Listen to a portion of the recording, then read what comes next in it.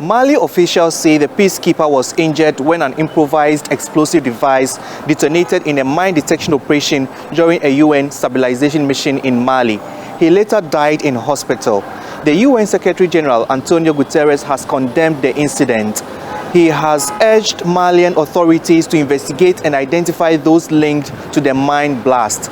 The UN says there's been several attacks involving improvised explosive devices against peacekeepers in Mali since January.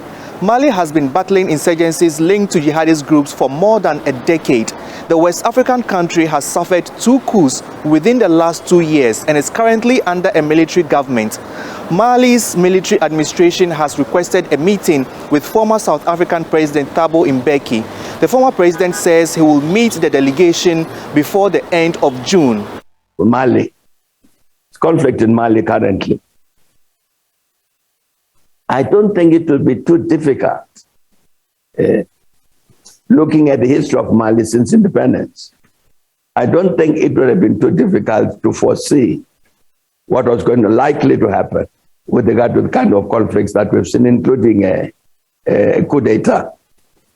The Malian military government now, I'm going to be seeing them later this month. They want to come so that we discuss this reality of Mali and why they are insisting that there needs to be a couple of 2 years, they say, of a national dialogue among the Malians before they go to the next elections.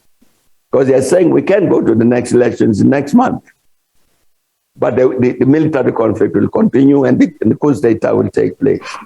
But I'm saying, Professor Zeleza, that I think just to look, the AU, if it looked at its own architecture, it would find within that architecture that if it did all of these things that are there in policy, if they were done, then it would do a lot in order to reduce the incidence of this violence. While Mali's relations with France are currently strained, the West African country is turning to Russia for military support in the form of equipment to tackle the insecurity in the country, largely caused by jihadist groups. Nabil Ahmed Rufai, SABC News, Accra, Ghana.